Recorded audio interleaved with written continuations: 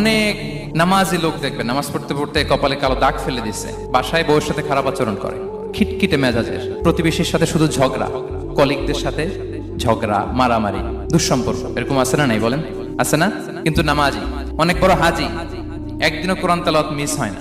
তো এত আবাদত করেও সে ইসলামের আসল এসেন্সটাকে ধরতে পারেনি। বিষ্ণু বললেন সবচেয়ে বেশি জান্নাতে প্রবেশ করাবে যে দুটি আমল, একটি হচ্ছে তাকওয়াল্লাহ, আল্লাহর ভয়, আরেকটি হচ্ছে উত্তম আচরণ, সর্বোত্তম আচরণ। তো আমরা যেন উত্তম আচরণের অধিকারী হই, আমার স্ত্রীর সাথে যেন ভালো আচরণ করি, প্রতিবেশীর সাথে যেন ভালো আচরণ করি, ছেলে মেয়েদের সাথে যেন আমাদের অ্যাটিটিউডটা ভালো থাকে, আচরণটা ভালো থাকে, কলিগের সাথে যেন ভালো থাকে। বিশ্বনবীর আচরণ যেমন ছিল তেমন আচরণ যেন আমরা গড়ে তুলতে পারি। আওয়াজ করে পড়ুন আমিন।